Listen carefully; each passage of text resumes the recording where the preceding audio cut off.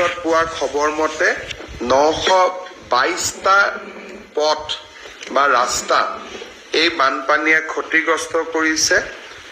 52খন দলং এই বানপানীত ভাঙি পৰিছে। 52খন দলং এতিয়ালৈকে এই বানপানীত ভাঙিছে। এই গোটেই বানপানীৰ সময়ত দুৰ্ভাগ্যজনকভাৱে 38 গৰাকী লোকৰ মৃত্যু হৈছে আৰু কামৰূপ জিলাৰ আৰবান ফ্লাডিঙত এজন লোকৰ মৃত্যু হৈছে। আজিও ডিব্ৰুগড়ত এটা, দৰঙত 2টা, বিশ্বনাথত 1টা আৰু গোলাঘাটত 1টা মৃত্যুৰ বাতৰি আমালৈকে আহিছে। বানপানীৰ সময়ত NDRFৰ কেইবাটাও বেটেলিয়নে ইয়াতে কাম কৰি আছে, SDRFেও কাম কৰি আছে আৰু য'ত য'ত প্ৰয়োজন, বিশেষকৈ কেইদিনমান আগতে জোনাই আৰু ডিব্ৰুগড়ত আমি মেৰুন হৈ থকা SDRFৰ জোৱান আৰু জনসাধাৰণক উদ্ধাৰ কৰিবৰ কাৰণে আমি বায়ু সেনাৰো সহায় লৈছোঁ আৰু এই মুহূৰ্তলৈকে আমি যথেষ্ট লোকক আমি সহায় কৰাৰ বাবে চেষ্টা কৰিছোঁ। প্ৰয়োজনীয় পুঁজি জিলা উপায়ুক্তসমূহলৈকে মুকলি কৰি দিয়া হৈছে।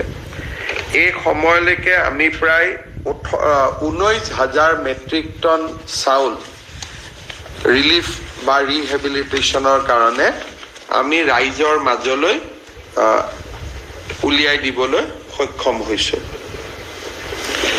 আমাৰ লক্ষ্য হৈছে যে দুৰ্যোগৰ সময়ত যিখিনি ৰাইজ আক্ৰান্ত হৈছে, যোৱা কালিৰ পৰা বানপানী অকণমান হ্ৰাস পাইছে। আমি আশা কৰিব পাৰোঁ যে নতুনকৈ যদি বৰষুণ নহয়, তে দ্বিতীয় ৱেভটোৰ যিটো প্ৰভাৱ সি অহা 2 দিনৰ ভিতৰত নিৰাময় হ'ব।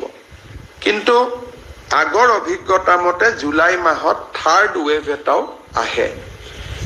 আগত আমি first wave, second wave, third wave, তিনিওটা ৱেভ সম্পূৰ্ণ হোৱাৰ পিছত আমি ডেমেজ এছেছমেণ্ট কৰিছিলোঁ। কিন্তু আজি আমি কেবিনেটত নিৰ্ণয় ল'লোঁ যে ফাৰ্ষ্ট, ছেকেণ্ড, থাৰ্ড যিমানটাই ৱেভ নহওক কিয় 15 আগষ্টৰ আগতে আমি ৰাইজক যি ধৰণে পাৰোঁ ক্ষতিগ্ৰস্ত ঘৰৰ বাবে, পশুধনৰ বাবে, য'ত যেনেকৈ আমি যি ধৰণে ৰাইজক পাৰোঁ আমি সহায় কৰিম। আৰু সেই উদ্দেশ্যে বিষয়াসকলক সচেতন কৰিবৰ বাবে, সেন্সিটাইজ কৰিবৰ কাৰণে আমাৰ কেইবাজনো মন্ত্ৰী অহা কালিৰ পৰা বিভিন্ন জিলাত 3 দিনৰ কাৰণে বাহৰ কৰিব। ডিব্ৰুগড় আৰু তিনিচুকীয়া জিলাত মন্ত্ৰী ৰঞ্জিত দাস অহা 3 দিনৰ কাৰণে তেওঁ বাহৰ পাতিব।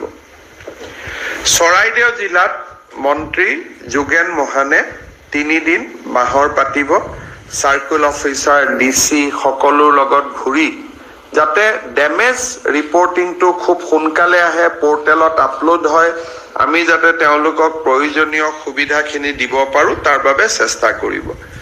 শিৱসাগৰ আৰু যোৰহাট জিলাত মন্ত্ৰী বিমল বৰা অহা 3 দিনৰ বাবে বাহৰ পাতিব।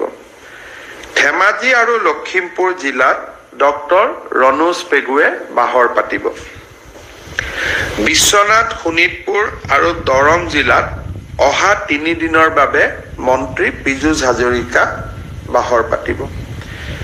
গোলাঘাট জিলাত অজন্তা নেওগ তেওঁ 3 দিনৰ বাবে বাহৰ পাতিব। নগাঁও আৰু মৰিগাঁও জিলাত মন্ত্ৰী অতুল বৰাই বাহৰ পাতিব।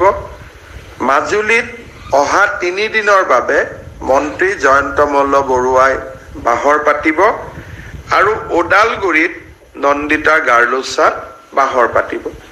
বৰাক উপত্যকাত বানপানীৰ ক্ষতিৰ বুজ ল'বলৈ আমাৰ মন্ত্ৰীসভাৰ দল এটা অহা সপ্তাহত বৰাক উপত্যকালৈ যাব আৰু ময়ো এই মাহত 3-4 দিনৰ এটা দীঘলীয়া কাৰ্যসূচী লৈ বৰাক উপত্যকালৈকে যাম যাতে তাৰো জনসাধাৰণক আমি 15 আগষ্টৰ আগতে সহায় কৰিব পাৰোঁ। মন্ত্ৰীসকলৰ উপৰিও মই নিজেও বান ক্ষতিগ্ৰস্ত জিলাখিনিত যাবৰ বাবে চেষ্টা কৰিম। অহাকালি মাজুলী আৰু পৰহি ডিব্ৰুগড় জিলা মই নিজেও ভ্ৰমণ কৰিম।